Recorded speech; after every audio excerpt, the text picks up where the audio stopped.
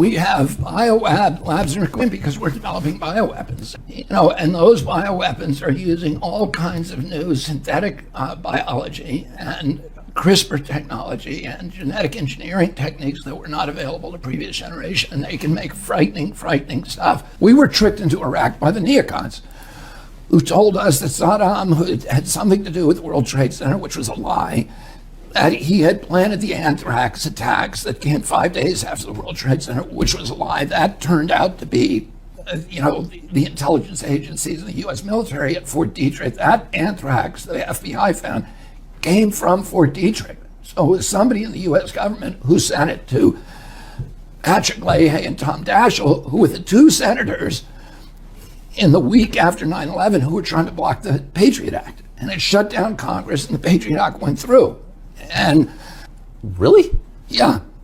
Yes. And the FBI, after a year of investigation, traced the anthrax. It was a kind of Ames anthrax that was weaponized. And the only source of that in the world could be the U.S. government. And they traced it to Fort Detrick. So the biolab there? Yes, the biolab at Fort Detrick, the CIA biolab at Fort Detrick. So somebody sent that in at the time the Patriot Act was being debated, and the two leading guys who were blocking it was Patrick Leahy and Tom Daschle were the recipients of it. It shut down Congress. The Patriot Act goes through, and what does the Patriot Act do? Two things. I mean, it basically gets rid of a large part of the United States Constitution, Bill of Rights, and allows spying by intelligence agencies on the American people, and it reopens the bioweapons arms race because bioweapons were shut down in 1969. The Patriot Act has a provision in it that says we're not walking away from the Geneva Convention, which makes it's a hanging offense to develop bioweapons. We're not walking away from the Bioweapons Charter of 1972, 1973. But we are adopting a new rule that any federal official who violates those acts cannot be prosecuted. Toria Nuland kind of blithely announced during congressional testimony last year that, oh, by the way, we have these biolabs in Ukraine. Biological research facilities. And that was kind of ignored, and the people who covered it got attacked for covering it. But the fact remains there are U.S. biolabs in Ukraine. Why would we have biolabs in Ukraine? We have labs in our equipment because we're developing bioweapons, and those bioweapons are using all kinds of new synthetic biology and CRISPR technology and genetic engineering techniques that were not available to previous generation, and they can make frightening stuff. What happened was, when we walked away when the Patriot Act reopened the bioweapons arms race in 2001, the Pentagon began putting a lot of money into bioweapons, but they were nervous at that time because if you violate the Geneva Convention, it's a hanging offense. And they weren't sure that provision in the Patriot Act would actually hold up as a loophole to treaties that had been ratified by Congress.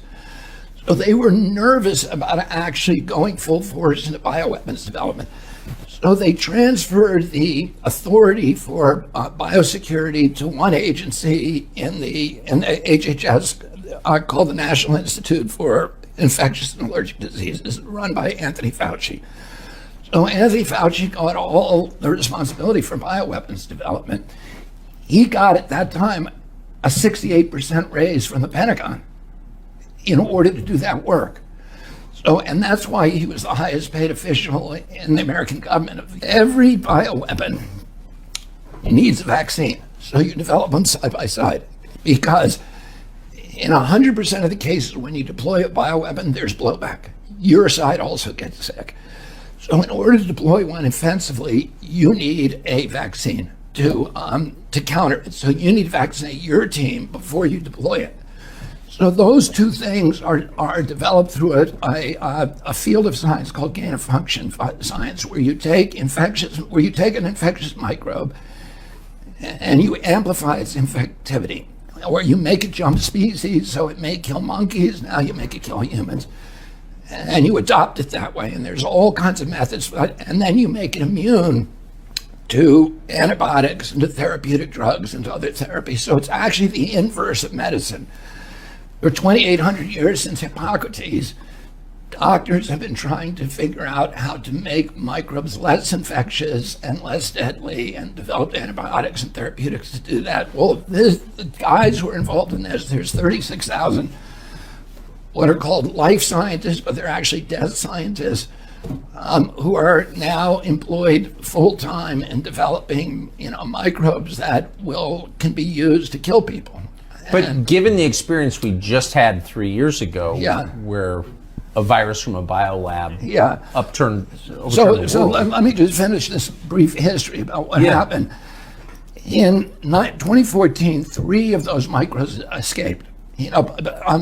Fauci built labs all over the country, in Galveston and Boston, everywhere. They're BSL-4 labs. We don't even know how many there are, BSL-3 and BSL-4. We have no idea how many there are. There's, we've counted them. I have a new book coming out that goes through the ones we know. But there are many secret ones that people don't know about, and they're doing it here in the United States. But in 2014, 3 bugs escaped from 3 different labs. And they were high-profile breaks, and they were very dangerous things, smallpox and a couple of other bad microbes. The public learned about it, and there was a lot of publicity, and Congress held hearings. 300 scientists wrote President Obama and said, you've got to shut down Anthony Fauci, because he's going to create a microbe that will cause a global pandemic. And so Obama signed a moratorium that shut down the 18 worst of Anthony Fauci's experiments, where most of them were taking place in Galveston and in North Carolina by a scientist called Ralph Barrick down there. And instead of obeying that law, Anthony Fauci shifted a lot of his operations offshore. And those operations ended up, most of them in the Wuhan lab, which is a military lab, and then a lot of them went to the Ukraine. So a lot of that science now, and it's funded, Fauci was funding lots of it. But then the other government agencies began to get confidence in, their ability to get away with it.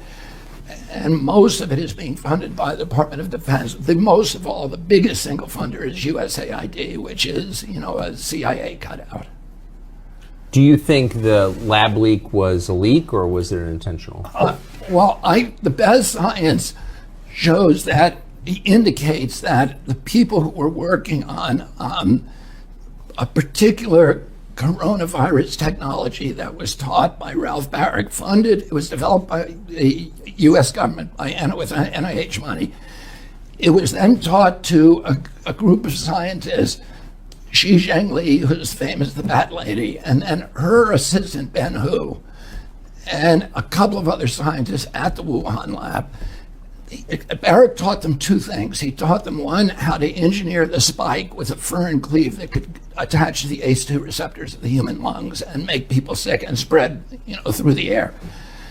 He taught them another trick that has nothing to do with public health, conceivably, which is a technique called seamless ligation, which is a technique for disguising the evidence of human tampering. So you can make the microbe, and then you can erase the evidence that human beings actually made that microbe. And Ben Hu was leading that research.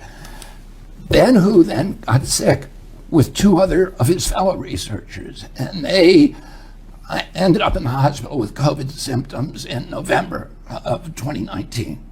So it appears that Ben Hu, the subway line that goes past the Wuhan lab and goes straight to the airport, all the original cases were along that subway line.